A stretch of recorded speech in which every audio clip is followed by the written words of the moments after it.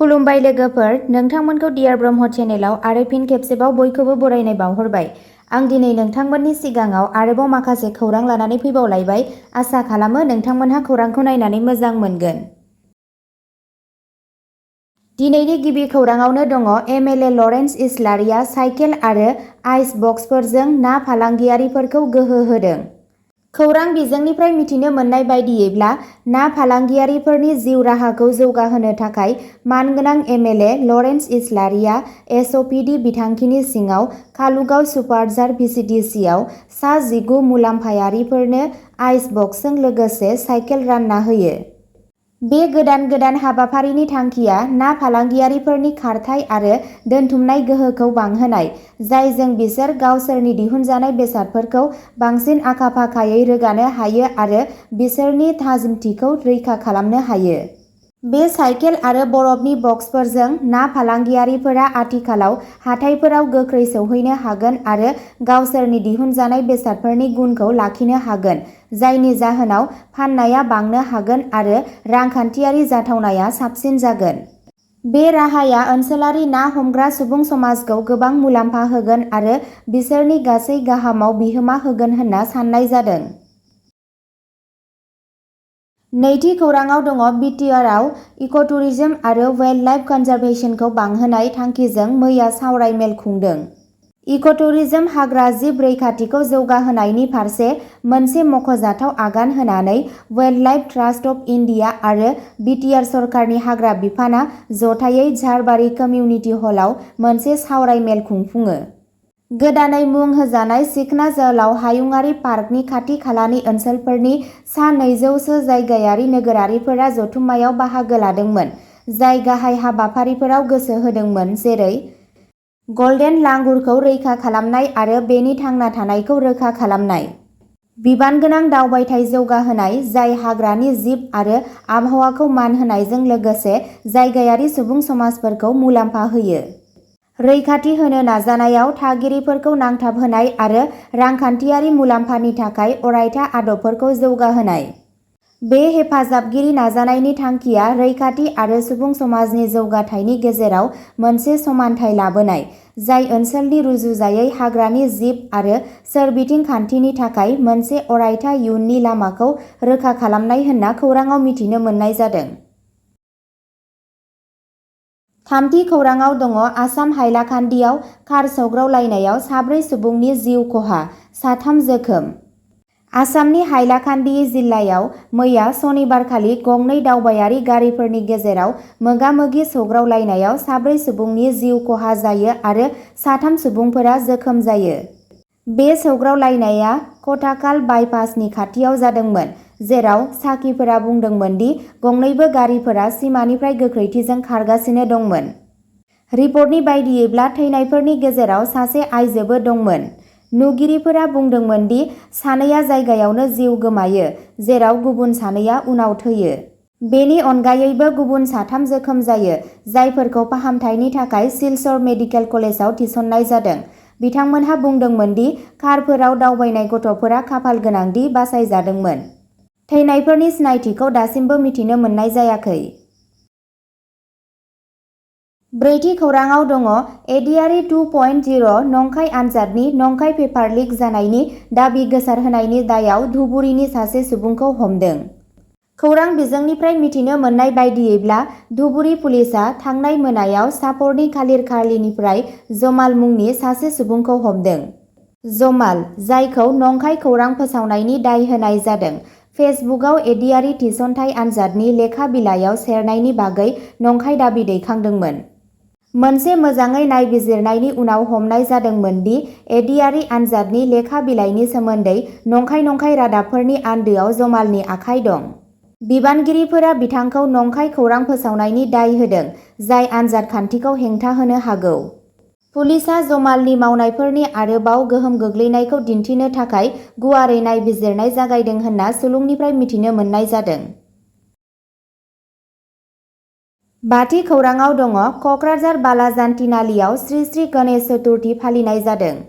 बालाजान तिनालि फालांगियारि गौथुमनि दैदेननायाव बालाजान तिनालियाव सानथामनि हाबाफारिजों सनिबारनिफ्राय बालाजान तिनालियाव 5थि बोसोरारि श्री श्री गणेश चतुर्थी फालिनाय जादों।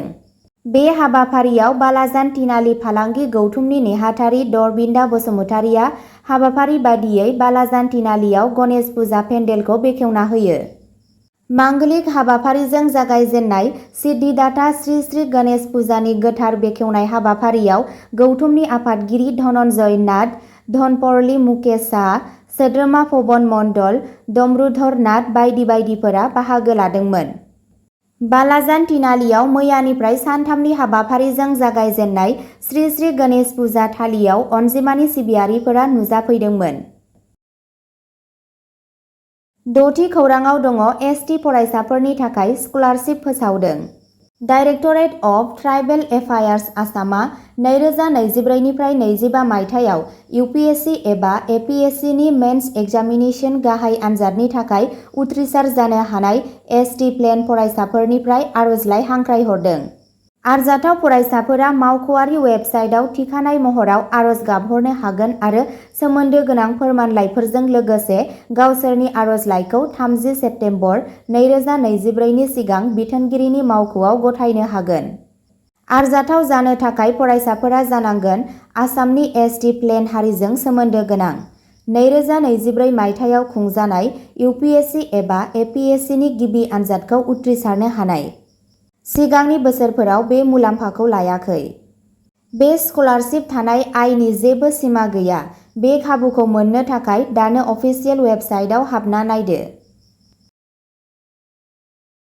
7थि खौराङाव दङ सामलायनो हायै जमा केलेंकारियाव लोब्बा थानायनि थाखाय आसाम पुलिसनि मावथिफोरखौ साख्रिनिफ्राय होखारदों। खौरां बिजोंनिफ्राय मिथिनो मोननाय बायदियैब्ला सामलायजायै जमा बिथांखिफोरनि बेरेखायै मोनसे मख'जाथाव राहा लानानै आसामनि CIDनि लान्स नायक सरोज देकाखौ साख्रिनिफ्राय बोखारनाय जादों, जाय बे आयदायाव आसाम पुलिसजों मोनसे गोख्रों गसंथानायखौ दिन्थियो। आसामनि director general of police DGP GP सिंहआ मोनसे आयेन बेरेखा रांखान्थियारि हाबाफोराव देकानि थोंजों लोब्बा थानायनि सायाव बोलो होनानै होखारजानायखौ फोसावदोंमोन। बे खामानिखौ भारतनि संबिजिरनि दफा 311(2)(b) आरो आसाम सिबिथाइ आब्रुथि आरो खावलायनाय नेम 1964नि नेम G(2) नि सिङाव खालामनाय जादोंमोन होनना खौराङाव मिथिनो मोननाय जादों। 8थि खौराङाव दङ जबलपुर रेलवे स्टेशननि साखाथियाव ट्रेनआ गोग्लैदों, जेबो खहा जानायनि खौरां गैया। मध्य प्रदेश इन्दौर जबलपुर अभारनाइट एक्सप्रेसनि मोननै डाब्बाया सनिबारखालि फुंनि 5:50 रिंगायाव जबलपुर रेलवे स्टेशननि साखाथियाव प्लेटफर्मनिफ्राय फ्राय 150 मिटार गोजानाव गोग्लैयो। मावख'आरिफोरनि बायदिब्ला ट्रेनआ लासै-लासै दावबायगासिनो दंमोन आरो गासैबो दावबायारिफोरा रैखाथियै दं। रावबो खहा जानाय एबा जोखोम जानायनि खौरां मोननाय जायाखै। गोग्लैनायनि जाहोनखौ दासिमबो रोखा नङा आरो नायबिजिरनाया सोलिगासिनो दं। बे जाथाया 17 आगस्तखालि बेबादि मोनसे जाथायनि उनाव फैदों जेराव उत्तर प्रदेशआव सबरमती एक्सप्रेसनि मोन 22 बगिफोरा रेल लामानिफ्राय गोग्लैदोंमोन, जेराव रावबो जोखोम जानायनि खौरां मोननाय जायाखैमोन। 9थि खौराङाव दङ बांलादेशि हाबफैनाय सुबुंफोरनि हेंथायै सिग्रोमनाया गोख्रोंनिफ्राय गोख्रोंसिन जागोन, NRCनि गोदान नेम-खान्थि फैसिगोन।